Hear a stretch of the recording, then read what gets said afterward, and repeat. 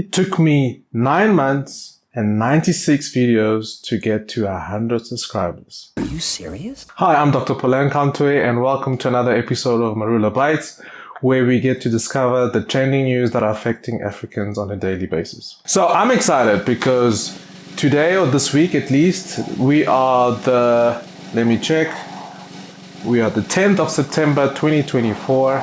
And I'm proud to say that Molo Tech Studios has 100 subscribers. Yay! Congratulations, son. It's a boy. I know the sound. Have you ever thought about when you're invited by a friend to say, hey man, do you want to go for a hike? Yeah, you're thinking, okay, maybe half a liter of a bottle of water, kind of sneaker shoes, and you're good to go. Next to Day 21 energy levels. The excitement and motivation only carries your muscles so far. What the heck am I doing? Where am I going? What are you doing? What are you doing? No, what are you doing? This is how it's been with YouTube. It has been for me such a journey.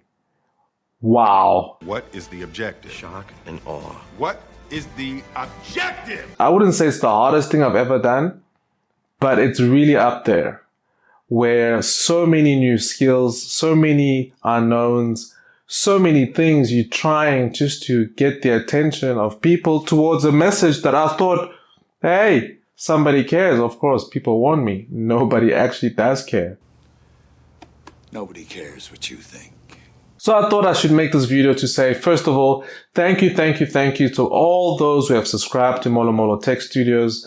I'm eternally grateful for you joining along with me on this incredible journey where we are trying to, essentially discover together the amazing potential of Africa through technology, through storytelling, through just pure and honest, inspiring, raw conversation with different people, and eventually evolve this to the point where there is essentially effective change happening. So I'm really grateful and I want to thank you so much and warn all of those of you who are watching this thinking, can I do YouTube? Do I want to do YouTube? Should I stay on YouTube? Should I even begin thinking about YouTube? And I want to just warn everybody. Stay down. Final warning. Yeah, I've got a couple of kind of thoughts in terms of just the journey, some things that I'm reflecting on regarding hitting this milestone.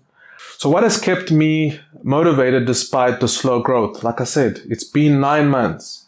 9 months, 96 videos, and a trickling of people slowly but surely to this channel. And something that I want to talk about is the why. Why are you here?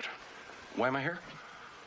Why are you here? Now, one of the first videos I made was all about me, all about kind of understanding the why. And beyond YouTube, right? Beyond YouTube, you gotta have a reason for doing what you're doing. You gotta have a reason for kind of what wakes you up in the morning. What do you want to achieve?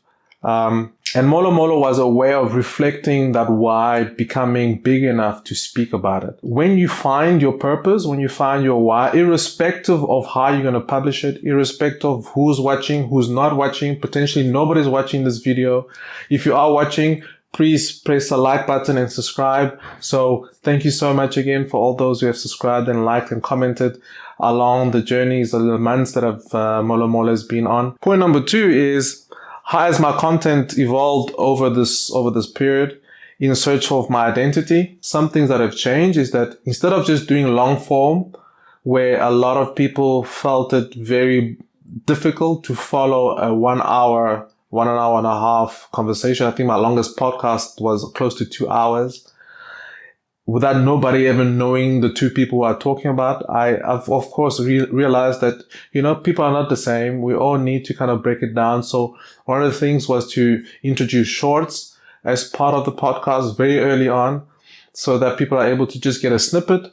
And that has helped a lot in having people just to get a taste of what Molo is about without necessarily having to spend or invest the time in an hour worth of videos each time. third, I would think in terms of involvement is your equipment, right? I started off with a phone. Yeah, this is what I started off. Literally the first 60% of my videos, I would say probably 70% of my videos were done with this cheap Samsung A40. I found the apps to kind of get it as a webcam. I got a subscription to Riverside FM. So if you don't know what that is, go check it out. And at least for a podcast perspective, I got myself a mic. So, and that was my setup. That's it. And the third thing is, what lessons have I learned along the way? The first and most important lesson is just stay in your lane. Stay in your lane. If you're watching this, thank you so much for watching. If you're not watching this, it's not interesting. Thank you again just for spending the whatever seconds you have spent with me. But stay in your lane. It's not your message, if true and sound and raw, is not for everybody. I'm not in entertainment. I'm not entertained. I'm an engineer. That's who I am. And I'm African and I come from a very poor background. Now I live in a very opulent place and a very, very lucrative and prestigious job. I don't take anything for granted. And because of that, I have a message to say about my past and where I would like to go in the future. So that message is not for everybody. Not everybody wants to hear things that they have to reflect on and figure out where they're going with their lives. It's not for everybody. But if it is for you, stay in your lane. So that's one thing I had to learn, not to kind of be distracted by the magic show that YouTube wants to bring to you into your screen for attention and so forth. And now as a content creator, you're thinking, oh no, that created views and replicate that. And there are formulas like that. I'm not saying that's wrong. I'm just saying stay in your lane if you want to carry on building something strong and building something real for the long term.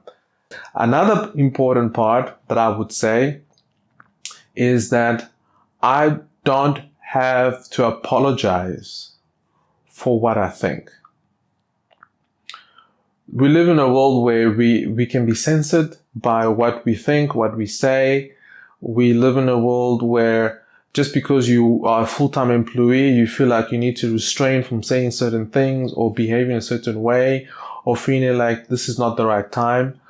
It will never be the right time. Your message will always be the right time if it's said in the best of intentions. So speaking out, no matter how raw, no matter how inconvenient for some people, no matter how abrasive it might be, of course, with all respect and candor and so forth, but speak out. So this was really a short video to say thank you so much to every single person of you who have walked with me, who have seen me fumble, who have seen me kind of blah, blah, blah on my words, who have seen me potentially grow in my appearance, in my willingness to be out of character and kind of less stiff. If you want to watch a bit more about how I've progressed and the things that I've learned along the way, like imposter syndrome and inferiority complex, click this video right here.